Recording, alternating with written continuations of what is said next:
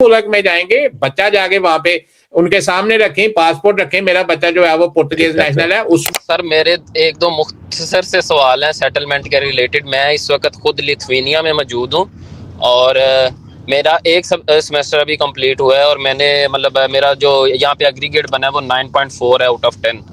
तो मेरी जो फियांसे हैं उन्होंने किया हुआ है एमकॉम। सही।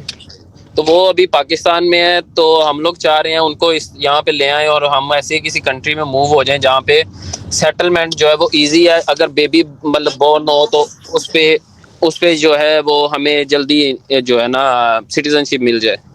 सही है। तो वो उसके बारे में थोड़ा गाइड करते हैं। ये अहमद भाई मुझे बताएं, आप मास्टर करने के लिए आए हैं यहाँ पे? मैं बैचलर्स में हूँ सर। मैंने असल में एक स्टडी गैप मेरा काफ़ी था, बस कुछ हालात की वजह से मैंने स्टडी छोड़ दी थी दरमियान में, तो अभी दोबारा से कंटिन्यू की थी। सही है। कौन सी यूनिवर्सिटी में आए हैं? सर मैं एसएमके में हूँ, मेरा एक सेमेस्टर अभी कंप्लीट हुआ है। सही है। कितना कितना गैप था? मेरा 6 साल का गैप था सर। और मुझे ये बताएं कि ये जो पाकिस्तान में बैठे हुए जो एजेंट है जो कहते हैं जी गैप हो तो एडमिशन नहीं होता, वो मुझे बताएं कि आपकी एसएमके में कितने लोग आपको मिले हैं जो कितने कितने मैक्सिमम कितना गैप के साथ वहां पे आए हैं? सर गैप वाले लोग हैं यहाँ पे 5-6 साल वाले तो मैंने देखे हैं यहाँ पे गैप वाले। मैं खुद आपके सामने मिसाल हूँ। मुझे भी मैंने बड़े एक नामी ग्रामी एजेंट थे पाकिस्तान के जो बड़े वो यूट्यूब पे उनकी वीडियोस भी आती हैं, मैं नाम नहीं लेना चाहता। उन्होंने मुझे मेरे साथ उन्होंने हाथ भी किया था, लेकिन फिर मैंने खुद से अपने तौर पर ये अप्लाई किया था। इसका मतलब है कि अगर खुद प्रोसेस किया जाए तो वो ज्यादा बेटर होता है, एजेंटों से बचा जाना चाहिए कि नहीं जाना बचना चाहिए? बिल्कुल सर बिल्कुल।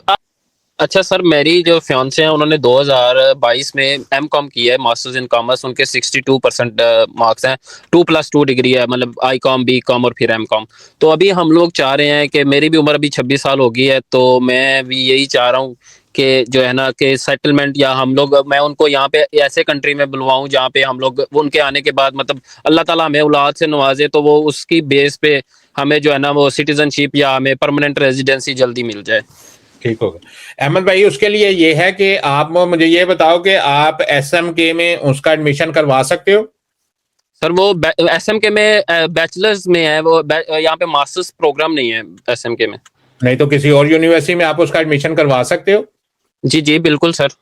तो इसका अपनी बीवी का वहां पे जो है वो एडमिशन करवाओ। एडमिशन करवाने के बाद आप जो है वो सबसे पहले आपने जो है वो वहां पे अपनी बीवी का एडमिशन करवाओ। आपकी बीवी यहाँ पे आ जाती है।